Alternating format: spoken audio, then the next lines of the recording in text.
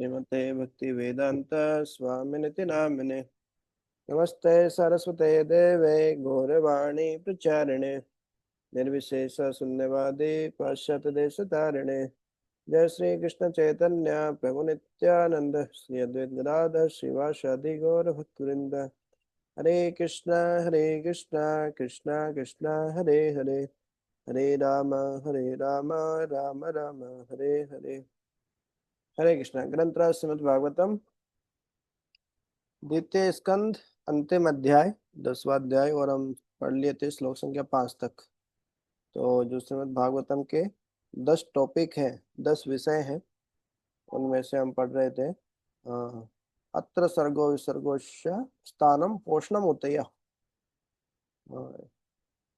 तो ये 5 श्लोक संख्या 5 तक हमारा हो गया था। तो श्लोक संख्या 6 से पढ़ेंगे आज हम निरोध के बारे में। शुरू करें प्रभु जी। जी प्रभु जी, हरे कृष्णा, दंडवत प्रणाम। पढ़े क्या? हाँ जी। निरोधो अश्चानुशयन आत्मनः सह शक्तिभिः मुक्तिर्हित्वान्यथा रूपम स्वरूपेण व्यवस्थितिः। अपनी बद्धावस्था के जीवन संबंधी प्रवृत्ति के साथ जीवात्मा का योग निद्रा में शयन करते हुए महाविष्णु में लीन होना प्रकट ब्रह्मांड का परिसमापन कहलाता। परिवर्तनशील स्थूल तथा सूक्ष्म शरीरों को त्याग कर जीवात्मा के स्वरूप की स्थायी स्थिति मुक्ति। जैसा कि हम कई बार कह चुके हैं, जीवात्मा 2 प्रकार के होते हैं। उनमें से अधिकांश नित्य मुक्त होते हैं और कुछ नित्य बद्ध होते हैं। नित्य बद्ध जीवों में भौतिक प्रकृति के ऊपर स्वामित्व प्राप्त करने की मानसिकता के विकास की संभावना होती है। अतः उन्हें 2 प्रकार की सुविधाएं प्रदान करने के लिए भौतिक विश्व का प्राकट्य होता है। पहली सुविधा यह है कि बद्ध जीव प्रकट विश्व पर प्रभुत्व जताने की उसकी प्रवृत्ति के अनुसार कार्य कर सकता है, और दूसरी सुविधा के अनुसार वह श्री भगवान के धाम को वापस जा सकता है। अतः विश्व के लय होने पर अधिकांश बद्ध जीव योग निद्रा में लेटे हुए भगवान महाविष्णु में लीन हो जाते हैं, जिससे वे अगली सृष्टि में पुनः जन्म लें। किंतु कुछ बद्ध जीव वैदिक साहित्य की दिव्य ध्वनि का अनुसरण करते हुए श्री भगवान के धाम को वापस जाने में समर्थ होते हैं और अपने बद्ध स्थूल तथा सूक्ष्म भौतिक शरीरों को त्याग कर आध्यात्मिक एवं आदि शरीर प्राप्त करते हैं।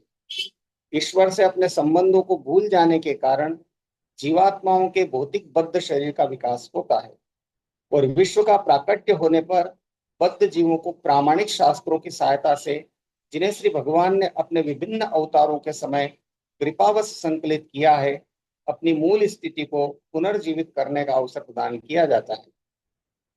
ऐसे दिव्य साहित्य के श्रवण या पठन से जीव को भौतिक अस्तित्व की बद्ध अवस्था में होते हुए भी मुक्त होने में सहायता मिलती है। समस्त वैदिक साहित्य का उद्देश्य श्री भगवान की भक्तिमय सेवा करना है, और जैसे ही मनुष्य इस पद पर स्थित हो जाता है, उसे तुरंत ही बद्ध जीवन से छुटकारा मिल जाता है। भौतिक स्थूल तथा सूक्ष्म रूपों का कारण मात्र बद्ध जीव की अज्ञानता है, और जो ही वह श्री भगवान की भक्तिमय सेवा में स्थित हो जाता है, वैसे ही वह बद्ध अवस्था से मुक्ति पाने का अधिकारी बन जाता है। यह भक्तिमय सेवा परमेश्वर के लिए दिव्य आकर्षण होती है, क्योंकि परमेश्वर समस्त भावों रसों के स्रोत हैं। प्रत्येक जीव किसी न किसी भाव के आनंद का इच्छुक होता है, किंतु वह समस्त आकर्षण के परम स्रोत को नहीं जानता। रसो वे स रसम एवायम लब्धवान नदी भवती। वैदिक स्तोत्र समस्त आनंद के परम स्रोत की जानकारी देते हैं। समस्त आनंद के अनंत स्रोत श्री भगवान हैं, और जो भाग्यशाली मनुष्य श्रीमद् भागवतम जैसे दिव्य ग्रंथों द्वारा इस संदेश को प्राप्त करने में समर्थ है, वह सदा के लिए मुक्त होकर वैकुंठ में अपना उचित स्थान ग्रहण करता है। हरे कृष्ण।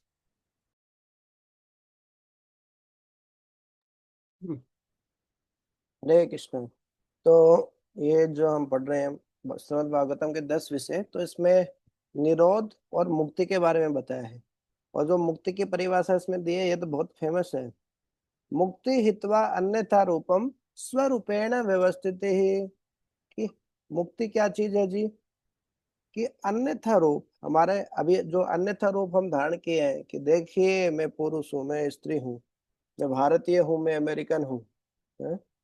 मैं प- मैं पढ़ा लिखा हूँ, ये अनपढ़ है, हैं? या फिर मैं बहुत स्मार्ट हूँ, तुम तो ऐसा ही हो। तो इस प्रकार की जो भौतिक अवधारणाएं हैं, जो अन्यथा रूप हम धारण किए हैं, उसको त्याग कर अपने स्वरूप में व्यवस्थित हो जाना, उसी को मुक्ति बोलते हैं।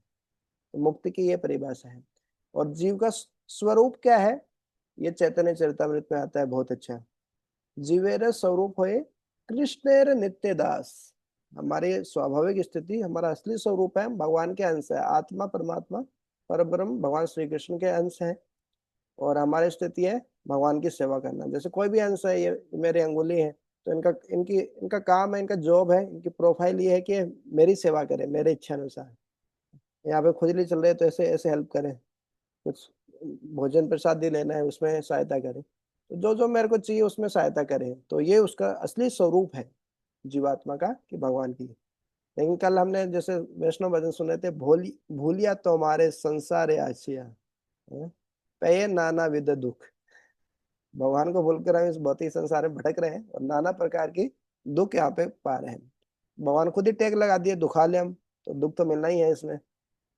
तो ये मुक्ति की परिभाषा है। कोई पूछे मुक्ति क्या होती है, तो हमारा स्वरूप में व्यवस्थित हो जाना, भगवान की सेवा में जो हम लग जाते हैं, तो वही मुक्ति है वास्तव में। और निरोध, निरोध मतलब जो प्रलय आती है और पूरा सब महाप्रलय जब होती है, एक होती है आंशिक प्रलय, एक होती है पूर्ण प्रलय। तो पूर्ण प्रलय के समय सब कोई फिर जैसे महाविष्णु से आए थे, सब महाविष्णु के जाकर अंदर जाकर समा जाते हैं। तो निरोध के बारे में बताएं।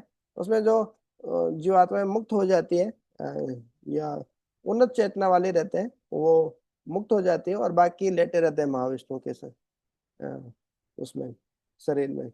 तो फिर जब फिर से सृष्टि होती है, तो फिर वहां से फिर से भौतिक जगत में आते हैं वो लोग। तो ये भौतिक जगत में रहने का हमारा कारण क्या है? अविद्या। अविद्या, अस्मिता, ये चार अनर्थ बताए गए मुख्य रूप से। पहला होता है अविद्या। अविद्या मतलब कि हमको पता ही नहीं है, अरे मैं हूं कौन, मतलब है, ज्ञान ही नहीं है।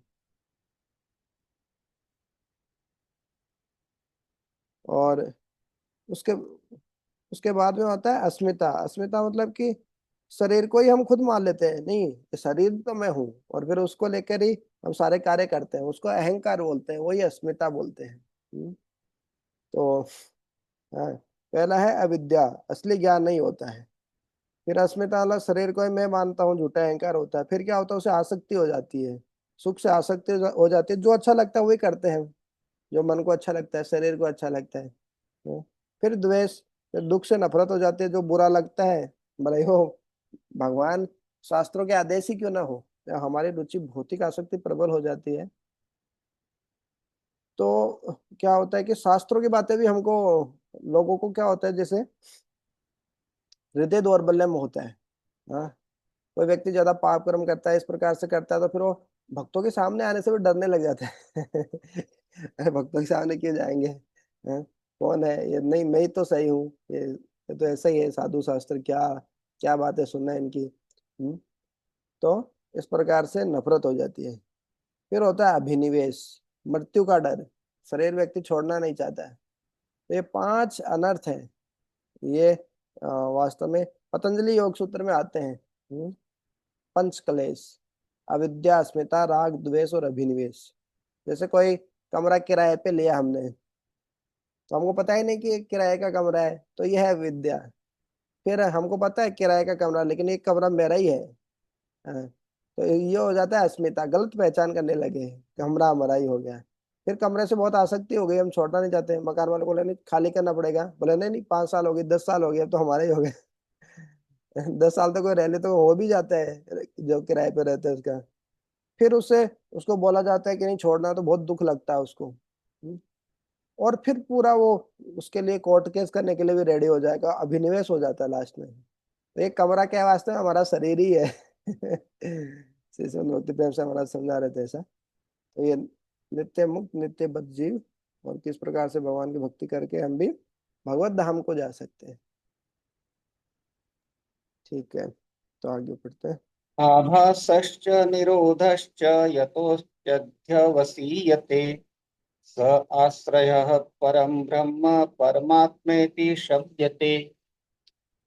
परम पुरुष जो सर्वोपरि व्यक्ति या परमात्मा के रूप में विख्यात हैं, वे प्रकट सृष्टि के सर्वोपरि स्रोत हैं और इसके आगार, आश्रय तथा लय हैं। इस प्रकार वे परम स्रोत, परम सत्य है। जैसा कि श्रीमद् भागवतम के प्रारंभ में कहा गया है, समस्त शक्तियों के परम स्रोत के पर्यायवाची शब्द हैं जन्माद्यस्य यतः वदन्ति तत् तत्त्वविदस्तत्त्वम् यज्ञानाम् द्वयम् ब्रह्मेति परमात्मेति भगवान इति शब्दते। वे परम ब्रह्म परमात्मा या भगवान कहलाते हैं। इस श्लोक में इति शब्द के प्रयोग से पर्यायों का अंत हो जाता है और इस प्रकार यह श्री भगवान का द्योतक है। इसकी और व्याख्या बाद के श्लोकों में की जाएगी, किंतु अंततः इस भगवान का अर्थ है भगवान श्री कृष्ण, क्योंकि श्रीमद् भागवतम ने पूर्ण पुरुषोत्तम भगवान को श्री कृष्ण रूप में पहले ही स्वीकार कर लिया है। कृष्णस्तु भगवान स्वयं समस्त शक्तियों का मूलाधार परम सत्य है, जो परम ब्रह्म इत्यादि कहलाते हैं। और श्री भगवान परम सत्य के लिए अंतिम शब्द हैं, किंतु भगवान के पर्यायों में से यथा नारायण, विष्णु तथा पुरुष में से अंतिम शब्द श्री कृष्ण है, जिसकी पुष्टि श्रीमद् भगवत गीता में की गई है। अहम सर्वस्य प्रभुवो मत्ता सर्वं प्रवर्तते इत्यादि। इसके अतिरिक्त श्रीमद् भागवतम श्री भगवान के शब्द अवतार रूप में भगवान श्री कृष्ण का प्रतिनिधि रूप है। कृष्णे सुधामोपगते धर्मा ज्ञानादि सह कलो नष्ट दशामेश पुराणों को अधुनोदिता। भगवत श्रीमद् भागवतम 1.3.43। इस प्रकार निष्कर्ष यह है कि भगवान श्री कृष्ण समस्त शक्तियों के परम स्रोत हैं और श्री कृष्ण शब्द का अर्थ भी यही है। और श्री कृष्ण अथवा कृष्ण तत्व की व्याख्या के लिए श्रीमद् भागवतम की रचना की गई है। श्रीमद् भागवतम के प्रथम स्कंद में श्री सूत गोस्वामी तथा शौनक मुनि जैसे महान ऋषियों के प्रश्नोत्तर से इस सत्य की जानकारी मिलती है और इसी स्कंद के प्रथम तथा द्वितीय अध्यायों में इसकी व्याख्या की गई है। तृतीय अध्याय में इस विषय को स्पष्ट किया गया है तथा चतुर्थ अध्याय में यह व्याख्या और भी स्पष्ट होती जाती है। द्वितीय स्कंद में परम सत्य पर श्री भगवान के रूप में बल दिया गया है और परम ईश्वर श्री कृष्ण ऐसा दर्शाया गया है, जैसा कि पहले कहा जा चुका है। 4 श्लोकों में श्रीमद् भागवतम का सार संक्षेप में दिया गया है। इन पूर्ण पुरुषोत्तम भगवान के विषय की अंततः ब्रह्मा ने ब्रह्म संहिता में इस प्रकार पुष्टि की है। ईश्वर परमः कृष्ण सच्चिदानंद विग्रह। ऐसा ही श्रीमद् भागवतम के तृतीय स्कंद से निष्कर्ष निकलता है। पूर्ण विषय की विस्तृत व्याख्या श्रीमद् भागवतम के दशम तथा एकादश स्कंदों में मिलती है। स्वयंभू मनवंतर तथा चाक्षुष मनवंतर जैसे मनवंतरों के प्रसंग में जिनकी व्याख्या तीसरे, चौथे, पांचवें, छठे तथा सातवें स्कंद में की गई है, श्री कृष्ण का ही संकेत दिया गया है। 8वें स्कंद में वैवस्वत मनवंतर से भी अप्रत्यक्ष रूप में उसी विषय की व्याख्या होती है और 9वें स्कंद का भी वही भावार्थ है। 12वें स्कंद में विशेष रूप से श्री भगवान के विविध अवतारों के विषय में आगे व्याख्या की गई है। इस प्रकार संपूर्ण श्रीमद् भागवतम के अध्ययन से निष्कर्ष निकलता है कि भगवान श्री कृष्ण ही समस्त शक्ति के परम स्रोत हैं। उपासकों की कोटियों के अनुसार नारायण, ब्रह्म, परमात्मा इत्यादि नामों की व्याख्या अलग अलग हो जाती है। हरे कृष्ण। योध्यात्मिको अयम पुरुषः सो असावे वाधिवेदेविकः यत्र भय विच्छेद पुरुषो यादि भौतिकः। विभिन्न इंद्रियों से युक्त व्यक्ति आध्यात्मिक पुरुष कहलाता है और इन इंद्रियों को वश में रखने वाला देव अधिदेविक कहलाता है। नेत्र गोलकों में दिखने वाला स्वरूप अधिभौतिक पुरुष कहलाता है। परम नियंता आश्रय तत्व परमात्मा के अपने रूप स्वांश रूप से भगवान है। श्रीमद् भगवद गीता 10.42 में कहा गया है, अथवा बहुने तेन किं ज्ञातेन तवार्जुन विष्टव्याहमिदं कृत्स्नैकांशेन स्थितो जगत। विष्णु, ब्रह्मा तथा शिव जैसे सभी नियामक देव पूर्ण पुरुषोत्तम भगवान श्री कृष्ण के परमात्मा रूप के विविध प्राकट्य हैं, जो उनके ही द्वारा उत्पन्न किए गए प्रत्येक ब्रह्मांड में प्रविष्ट होकर अपने आप को इसी प्रकार प्रकट करते हैं। फिर भी नियंत्रक तथा नियंत्रित के भी विभाग हैं। उदाहरणार्थ खाद्य विभाग का नियंत्रक व्यक्ति उन्हीं अवयवों से निर्मित होता है जिनसे नियंत्रित व्यक्ति इसी प्रकार भौतिक जगत का प्रत्येक जीव उच्च देवताओं द्वारा नियंत्रित होता है। उदाहरणार्थ हमें इंद्रियां हैं, लेकिन इनके नियंत्रक वरिष्ठ नियामक देवता हैं। हम प्रकाश के बिना देख नहीं सकते, किंतु प्रकाश का सर्वोपरि नियामक सूर्य है। सूर्य देव सूर्य ग्रह में रहते हैं, और जहां तक हमारी आंखों की बात है, इस पृथ्वी के मनुष्य अथवा अन्य जीव सूर्यदेव द्वारा नियंत्रित होते हैं। इसी प्रकार हमारी समस्त इंद्रियां वरिष्ठ देवताओं द्वारा नियंत्रित हैं, जो हमारी ही तरह के नियंत्रित जीवात्मा है, किंतु ये शक्ति संपन्न है और हम उनके द्वारा नियंत्रित हैं। नियंत्रित शासित जीवात्मा आध्यात्मिक पुरुष कहलाता है और नियंत्रक अधिदैविक पुरुष कहलाता है। संसार के ये सारे पद विभिन्न कर्मों के फलस्वरूप हैं। कोई भी व्यक्तिगत जीव अपने पुण्य कर्म के द्वारा सूर्यदेव, यहाँ तक कि ब्रह्मा तथा उच्च लोकों का कोई अन्य देवता बन सकता है। इसी प्रकार निम्न श्रेणी के सकाम कर्मों के कारण वह उच्चतर देवताओं द्वारा नियंत्रित होता है। इस प्रकार प्रत्येक व्यक्तिगत जीवात्मा परमात्मा के सर्वोपरि नियंत्रण में रहता है, जो प्रत्येक व्यक्ति को नियंत्रक तथा नियंत्रित के विभिन्न पदों पर आसीन करते हैं। जो नियंत्रक तथा नियंत्रित में भेद का कारण है, अर्थात भौतिक देह व आदि भौतिक पुरुष कहलाता है। शरीर को कभी कभी पुरुष कहा जाता है, जिसकी पुष्टि वेदों के इस सूत्र में हुई है, स व एष पुरुषोन्नरस समयः। यह शरीर अन्नरस रूप कहलाता है। यह शरीर अन्न पर निर्भर है, किंतु शरीर में रहने वाला जीवात्मा कुछ खाता नहीं, क्योंकि मूलतः स्वामी आत्मा है। भौतिक शरीर के क्षय होने के पश्चात उसकी पूर्ति करने की आवश्यकता होती है। अतः व्यक्तिगत जीवात्मा तथा नियंत्रक देव का अंतर अन्न रसमय देह में है। सूर्य का शरीर विराट हो सकता है और मनुष्य का लघु, किंतु यह सभी दृश्य देह पदार्थ से निर्मित है। तो भी सूर्य तथा व्यक्तिगत पुरुष जो नियंत्रक तथा नियंत्रित संबंध से बंधे हैं, परमेश्वर के एक समान आध्यात्मिक अंश हैं, और इन अंशों को विभिन्न पदों में बैठाने वाले परमेश्वर ही हैं। इस तरह निष्कर्ष यह निकलता है कि परम पुरुष सभी के आश्रय हैं। हरे कृष्ण।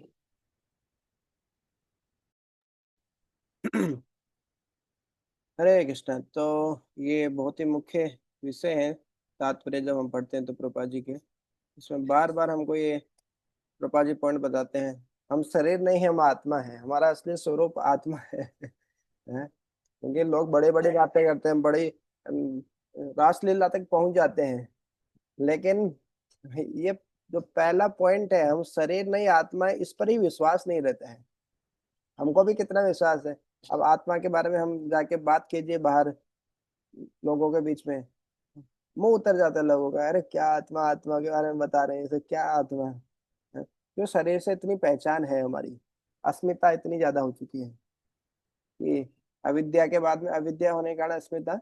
हाँ, एक एक घटना है, श्री श्रीमद जयपताका का स्वामी महाराज, जानते होंगे आप। तो जयपताका का स्वामी महाराज, बहुत पुरानी बातें हैं, 1990 के लगभग की बातें हैं। तो अपने कुछ शिष्य उनके पीछे पीछे थे, और महाराज वहां पे मायापुर में ऊपर रात के समय चांदनी में जप कर रहे थे। हरे कृष्ण कृष्ण कृष्ण हरे हरे, हरे राम राम राम हरे हरे। हाँ? तो करते करते वो जब कर रहे हैं, I am not this body I am soul, I am not this body I am soul. ऐसे बोले जा रहे हैं, इस प्रकार से जब कर रहे हैं। शिष्य पीछे पीछे साथ में थे, वो पूछते हैं थोड़ी देर बाद में, अरे गुरुजी आप ऐसे ऐसे ऐसे क्यों जब कर रहे थे, I am not this body I am soul, आप क्या हरे कृष्ण महामंत्र भूल गए क्या, कि क्या हो क्या गया था आपको। तो महाराज बोले, हाँ, कि ये पता तो है, पढ़ तो कई बार लिया, I am not this body I am soul, लेकिन इसकी अनुभूति नहीं है बोले। महाराज का स्तर कितना है, उनको सब अनुभूति है, फिर भी अपने आप को याद दिलाना इस प्रकार से बता रहे हैं, मतलब कि ये इतना आसान नहीं है। हम शरीर नहीं आत्मा है बोलने से नहीं होता, ये अनुभूति का विषय है। आध्यात्मिक विषय जो होते हैं वो अनुभूति के विषय होते हैं। हम बोलने को बोल देते फटाक से, विशेष रूप से प्रचार करने की बात आती है तो हम बोलते हैं। ऐसे हमको दिन में कितनी बार याद आता है कि हम शरीर नहीं आत्मा है, हैं? हमको तो सब चीजें शरीर से संबंधित चीजें याद आती है, अरे खाने में क्या है ये, गर्मी ज्यादा है ठंड ज्यादा है, ये है वो है। आत्मा की तो क्या ही याद आती है। तो ये अविद्या के कारण ये ऐसा होता है। महाराज बोल रहे थे कि हाँ मेरे को अभी अनुभूति नहीं हुई है शरीर में, शरीर नहीं आत्मा हूँ। तो फिर उसके बाद में वो तो अलग ही स्तर है, भगवान की लीलाओं में जाना है। तो ये जो भगवत गीता का दूसरा अध्याय है, ये यहीं पे तो ब्रेक लग जाता है। हम शरीर नहीं आत्मा है, विश्वास नहीं होता है। और अनुभूति तो जीरो ही रहती है हमारी, 0%। तो उसी के कारण सारी समस्या जाती है, उसी के कारण सब झगड़ा होता है, सब कुछ उसी के कारण होता है। तो जो ये पुरुष है अनरसमय है। तो ये 5 प्रकार की चैतन्य बुद्धि भी होती है, ये तैत्तिरीय उपनिषद में आता है। आत्मा के 5 आवरण होते हैं, है ना। पहला होता है अन्मय कोश, फिर प्राणमय, फिर मनोमय, फिर विज्ञानमय, फिर आनंदमय। ज्यादातर जीवात्मा होती है उनकी तो चेतना अन्मय होती है, अनगत प्राण, कि मैं ये स्थूल शरीर हूँ, है? तो अन्न से व्यक्ति पलता है बढ़ता है, ये अन्मय कोश है। ये 5 आवरण जीवात्मा पे रहते हैं। पहले अन्मय कोश, दूसरा प्राणमय कोश है। प्राणमय हमारी सांस है, भूख है, प्यास है, नींद है, ये 5 प्राण है हमारी, है। प्राण अपान समान व्यान उदान, जो 5 प्रकार की वायु होती है हमारे शरीर में। तो प्राण निकला तो अन्नमय शरीर मुर्दा हो जाता है। तो प्राणमय कोश, प्राण शक्ति का शरीर। फिर बोलते हैं मनोमय, मन का आवरण रहता है। फिर विज्ञानमय, बुद्धि का शरीर। फिर आनंदमय, फिर सबसे ऊपर उठ जाता है व्यक्ति, तो फिर वो आनंदमय, हाँ, ऊपर उसमें पहुंच जाता है। लेकिन ये भी है भौतिक आनंद ही है, हाँ? तो ये 5 आवरणों में व्यक्ति फंसा रहता है। इसका प्रभु जी बार बार ये चीजें बताते हैं कि किस प्रकार से हम शरीर नहीं है, आत्मा है, इसकी अनुभूति की जरूरत है। तो अभी हम श्लोक संख्या 9 से कल पढ़ेंगे। अभी हम देखते हैं कि वैष्णव सॉन्ग एक बहुत ही सुंदर भजन है, हाँ? भजहु रे मन श्री नंद नंदन, अभय चरण रविंद रे। तो उसमें भगवान से प्रार्थना कर रहे हैं, हे मन, हे दुष्ट मन, भागता रहता है, क्या क्या सोचता है, क्या क्या प्लान करता है, क्या कुछ नहीं करता। बोले अरे भगवान श्री नंद नंदन का भजन करना। भजहु रे मन श्री नंद नंदन, अभय चरण अरविंद रे। उनके चरण अरविंद है, चरण कमल जो है वो अभय प्रदान करने वाले हैं। दुर्लभ मानव जन्म सत्संगे, तरह ए भव सिंधुरे। दुर्लभ मानव, ये भी भागवत में भी पढ़ेंगे, बहुत सारे श्लोक आएंगे प्रहलाद महाराज, ध्रुव महाराज की शिक्षाओं में। चौथे स्कंद में ध्रुव महाराज के बारे में है, 7वें 8वें स्कंद में प्रहलाद महाराज के बारे में पढ़ेंगे। तो ये दुर्लभम मानुषम जन्म ततपि ध्रुवम आगे आएगा कि मानुष्य जन्म बहुत दुर्लभ है। इस जीवन में सत्संग कर लीजिए, और क्या क्या होगा इससे, तरह ए भव सिंधु रे, जो भव सिंधु से उसको पार कर लेंगे। और जैसे मानस में हम पढ़ रहे थे, तो भव सिंधु क्या होता है ना, वत्स पदम, बछड़े का जो खुर में इतना पानी होता है वैसा बन जाता है भव सागर, इतना छोटा सा हो जाता है, फिर आसानी से पार कर सकते हैं। और कोई बछड़ा है, वो चला है, उसके खुर से एक गड्ढा हो गया, तो उस गड्ढे में कोई गिर के किसी की मौत हुई क्या, अरे हर कोई पार कर लेता है, बच्चा ही पार कर लेगा, उसमें थोड़ा सा पानी रहता है। तो भव सागर ऐसा ही बन जाता है, नहीं तो भव सागर में व्यक्ति फंसा ही रहता है। फिर बोल रहे हैं शीत आतप बात बरिशण, शीत मतलब शीत, आतप मतलब ताप गर्मी, बात मतलब आंधी तूफान वायु, बरिशण मतलब बारिश। तो ये कष्ट सब भोगते ही रहते हैं। ज्यादा ठंडी में ठंड से परेशान, गर्मी में गर्मी से परेशान, ज्यादा आंधी तूफान चलते हैं उसमें परेशान, बारिश आए तो बारिश से परेशान। तो दिन जामिनी जागे रहे, तो दिन और रात व्यक्ति इस प्रकार से जागरण करता रहता है, कष्ट भोगता रहता है। विफले सेविनु कृपण दुर्जन, और जीवन भर जो कृपण लोग हैं, दुर्जन लोग हैं, उनकी सेवा में सेवा करने से जीवन विफल हो गया है। भगवान की सेवा किए नहीं, ऐसे दोस्त लोगों की सेवा ही की है जीवन भर, तो जीवन ही व्यर्थ हो गया। और क्यों किया, चपल सुख लव लागी रे, चपल सुख लव लागी रे। तो लव मात्र चपल सुख है, थोड़ी देर का सुख जो मिलता है, उसके लिए पूरे दिन भर गधे की तरह मेहनत करना पड़ता है। तो उसके लिए जीवन भर हमने कृपण दुर्जन लोगों की सेवा की और जीवन में विफल हो गया, चपल सुख के लिए। फिर भक्ति विनोद ठाकुर प्रार्थना कर रहे हैं, भक्ति विनोद ठाकुर ही शायद लिखे हैं। तो ये धन है यौवन बोल रहे हैं, वो भी गृहस्थी थे भक्ति विनोद ठाकुर, वो बता रहे हैं ये जो धन है, यौवन है, पुत्र है, परिजन है, इथे की अच्छे पर रे, हैं? कि इनसे क्या ही आशा कर सकते हैं, इनकी क्या ही भरोसा है इन पे, क्या भरोसा है कि हमारी संपत्ति यौवन पुत्र परिजन हमें सच्चा सुख दे पाएंगे। है, ये देख के सीख सकते हैं। देखो कितनों को सुख दे पाए ये सब, धन यौवन पुत्र परिजन। कमल दल जल जीवन टलमल। कमल दल जल, कमल के दल पर जिस प्रकार से कमल के पत्ते पे जो जल होता है वो बहुत ही अस्थिर होता है, टलमल, कभी भी पानी की बूंद टिकती नहीं है, कमल के पत्ते पे गिर जाती है। तो ऐसा ही हमारा जीवन है, कमल दल जल जीवन टलमल। कब हमारा हरि बोल हो जाएगा, राम नाम सत्य है, राम नाम सत्य है, पता ही नहीं। तो बहुत ही अनित्य है ये हमारा जो जीवन है। तो क्या करें, भजहु हरिपद नीति रे। तो जो भगवान हरि है उनका भजन कीजिए बोले। तो भजन में क्या क्या करना है, ये नवदा भक्ति है, ये कर सकते हैं। श्रवण कीर्तन स्मरण वंदन पाद सेवन दास्य रे। पूजन सखी जन आत्म निवेदन गोविंद दास अभिलाष रे। हैं? तो श्रवण करना, भगवान के बारे में कीर्तन करना, भगवान के बारे में याद करना, वंदन प्रार्थना करना, पाद सेवन करना, दास्य भाव में सेवा करना, भगवान की पूजा करना, सखी भाव में कर सकते हैं, पूर्ण रूप से शरणागत होके। तो ये नवधा भक्ति है। जैसे परीक्षित महाराज सुने, सुखदेव गोस्वामी जी बोले, प्रहलाद महाराज स्मरण किए, अक्रूर महाराज वंदन किए, लक्ष्मी देवी पाद सेवन, हनुमान जी दास्य भाव में। हाँ, और पूजन में कौन आते हैं, सखी साखे भाव में अर्जुन, आत्मनिवेदन में बलि महाराज। हाँ, तो ये पृथु महाराज आते हैं ना, जो अर्चा वगैरह की सेवा करके ही भगवान के पास पहुंचते हैं। तो ये सब नवधा भक्ति के अंग हैं। कोई एक अंग करने से भी भगवान के पास पहुंच सकते हैं।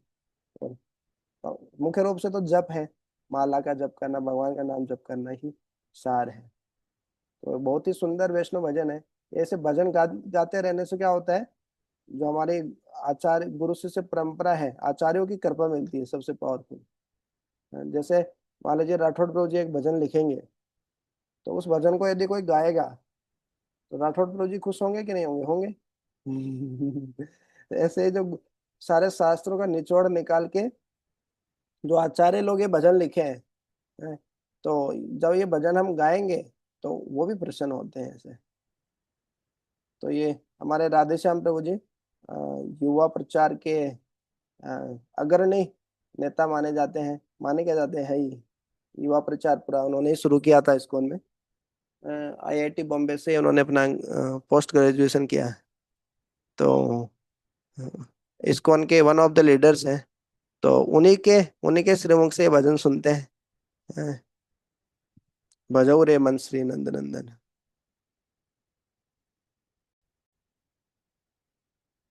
रे मन श्रीनंद नंदन अभय शरणारविंद रे।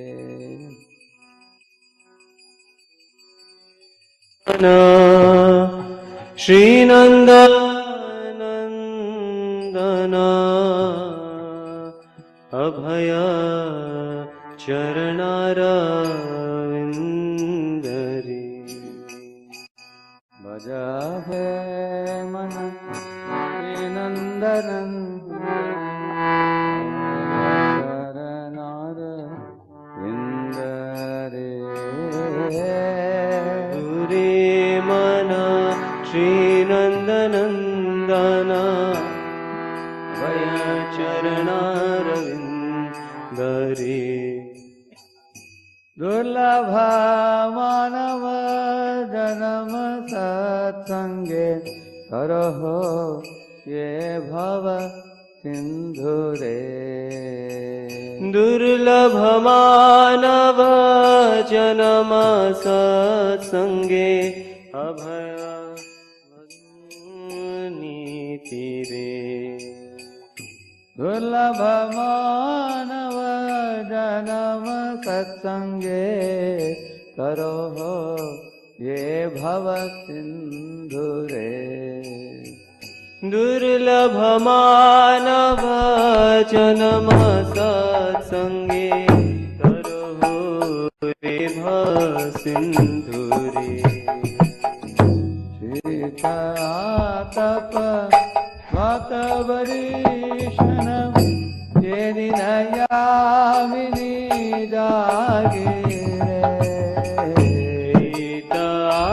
तप बात परीक्षण हे दिन जामिनी जागिरे विफले से विनो कृपण दुर्जन विफले से विनो कृपण दुर्जना सफल सुख लाभ लागिरे सुख लाभ लागिरे सफल सुख लाभ लागिरे सफल सुख लाभ लागिरे हे धन यौवन पुत्र परिजन हिते के आते परति धन यौवन पुत्र परिजन हिति के आछे परति कमल दल जीवन कलमल कमल हरि पद कमल जल दल जीवन टलमल भजहु हरि पद नीतिरे श्रवण कीर्तन स्मरण वंदन कार सेवन दास्य रे श्रवण कीर्तन स्मरण वंदन पाद सेवन दास्य रे भोजन सखी जन आत्मनिवेदन गोविंद दास अभिलाष रे पूजन सखी जन आत्मनिवेदन गोविंद दास अभिलाष रे अभय चरणारविंद रे अभय चरणारविंद रे भजहु हरि पद नीति रे भजहु हरि पद नीति रे गोविंद दास अभिलाष रे गोविंद हरि अभिलाष रे हरे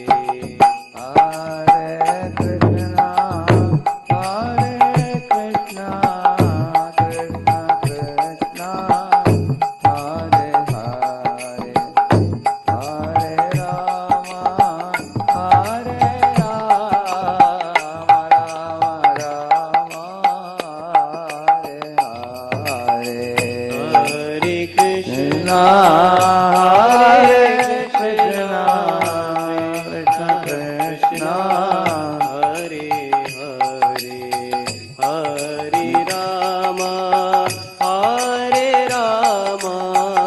राम राम हरे हरे कृष्ण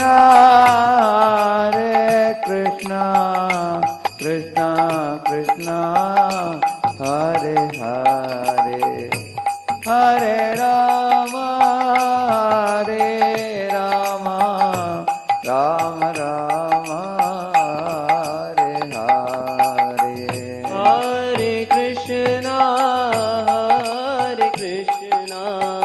कृष्ण कृष्ण हरे हरे हरे राम राम राम हरे हरे हरे कृष्णा। तो एक भजन का भी आस्वादन कर लिया। अभी हम करते हैं, प्रभु जी से सुनते हैं श्री रामचरितमानस। हरि बोल। हरे कृष्णा प्रभु जी, दंडवत प्रणाम। दंडवत प्रणाम। बहुत सुंदर भजन, बहुत सुंदर प्रार्थना, जी। अंतर मन को छूने वाली और शीघ्र भगवान को प्रसन्न करने वाली, अद्भुत। वास्तव में ऐसे शुद्ध और महान भक्त ही भगवान का सानिध्य प्राप्त कर सकते हैं, और ये वास्तव में जन्म जन्मांतरों की तपस्या का ही प्रतिफल है। जो कोई व्यक्ति अपने आप को शुद्ध अवस्था में पहुंचा करके भगवान का की समीपता प्राप्त कर ले, वास्तव में ये बड़ा अद्भुत लगता है। और यदि इस पर चिंतन मनन किया जाए तो निसंदेह ऐसा लगता है कि हम अभी भी कितने भ्रमित हैं, कितने भटके हुए हैं। और हमें बहुत भगवान अवसर देते हैं विभिन्न माध्यमों से, भक्तों के, शुद्ध भक्तों के माध्यम से, उनके आशीर्वाद से और उनकी कृपा से। और इस तरह से जैसे कि हम यहाँ इस कक्षा में जुड़ करके उस चीज से जुड़ने का जो प्रयास कर रहे हैं, वो भगवान की कृपा है, गुरुदेव की कृपा है, भक्तों की कृपा है। लेकिन वास्तव में बहुत कुछ करने की आवश्यकता अभी भी है, बहुत कुछ समझने सीखने की आवश्यकता है। अपने आप को सुधार करके भगवान के श्री चरणों में समर्पित होने के लिए अभी बहुत कुछ कटिबद्ध होने की आवश्यकता है। और जैसा कि भी आपने बताया कि आईआईटी पास आउट बहुत बड़ा, अभी तो लोग मर रहे हैं आईआईटी के लिए, क्या नहीं कर रहे हैं बच्चे, दिन रात एक कर रहे हैं। अभी 99 परसेंटाइल, 98 परसेंटाइल की स्थिति में बच्चे का हो नहीं पा रहा आईआईटी में। इतनी जबरदस्त कंपटीशन है, सुबह 8 से शाम की 8 तक वो कोचिंग कर रहे हैं, स्टडी कर रहे हैं, जबरदस्त मेहनत कर रहे हैं, तब कहीं जा करके बड़ मुश्किल से उन्हें आईआईटी मिलता है। और जैसे राधे श्याम प्रभु जी के बारे में आपने बताया कि आईआईटी पास आउट होकर के भी वो जो है इस प्रकार से संन्यास लेकर के भगवान के प्रति अपने आप को समर्पित करा, ये बहुत बहुत बड़ी भगवान की कृपा से संभव है, भक्तों के आशीर्वाद से संभव है। हरे कृष्ण। भगवान श्री रामचंद्र महाराज की जय। पुनि पुनि प्रभु पद कमल गही, जोरी पंकरुह पानी, बोली गिरिजा बचन बर, मनहु प्रेम रस सानी। बार बार स्वामी शिव जी के चरण कमलों को पकड़कर और अपने कमल के समान हाथों को जोड़कर पार्वती जी मानो प्रेम रस में सान कर सुंदर वचन बोली। जब महादेव जी ने भगवान श्री राम की महिमा का सुंदर वर्णन किया, तब माता पार्वती जी जो है उनका, उन्होंने कहा कि मेरे समस्त भ्रमों का जो है समापन हो गया है। और फिर वो भगवान भोलेनाथ से कह रही है, ससीकर सम सुनि गिरा तुम्हारी, मेटा मोह सरदा तप भारी, तुम कृपाल सब संसौ हरेऊ, राम स्वरूप जानि मोहि परेऊ। आपकी चंद्रमा की किरणों के समान शीतल वाणी सुनकर मेरा अज्ञान रूपी शरद ऋतु क्वार की धूप का भारी ताप मिट गया। हे कृपालु, आपने मेरा सब संदेह हर लिया। अब श्री रामचंद्र जी का यथार्थ स्वरूप मेरी समझ में आ गया। इस तरह से माता पार्वती भगवान शिव से कह रही, नाथ कृपा अब गया विषादा, सुखी भयहूँ प्रभु चरण प्रसादा, अब मोहि आपनि किंकरि जानी, यद्यपि सहज जड़ नारी अयानी। हाँ, मेरा विष जाता रहा और आपके चरणों के अनुग्रह से मैं सुखी हो गई। यद्यपि मैं स्त्री होने के कारण स्वभाव से मूर्ख और ज्ञानी हूँ, तो भी अब आप मुझे अपनी दासी जानकर, ऐसा माँ पार्वती कह रही है। प्रथम जो मैं पूछा सोई कहू, जो मुँह पर प्रसन्न प्रभु अहू, राम ब्रह्म चिन्मय अविनाशी, सर्वरहित सब उर पुरवासी। हे प्रभु, यदि आप मुझ पर प्रसन्न हैं तो जो बात मैंने पहले आपसे पूछी थी वही कहिए। यह सत्य है कि श्री रामचंद्र जी ब्रह्म है, चिन्मय ज्ञान स्वरूप हैं और अविनाशी हैं। सबसे रहित और सबके हृदय रूपी नगरी में निवास करने वाले। नाथ धर्यऊ नर तन के ही हेतु, मोहि समुझाई कहूँ वृष के तू। उमा बचन सुनि परम विनीता, राम कथा पर प्रीति पुनीता। फिर हे नाथ, उन्होंने मनुष्य का शरीर किस कारण से धारण किया? हे धर्म की ध्वजा धारण करने वाले प्रभु, यह मुझे समझा कर कहिए।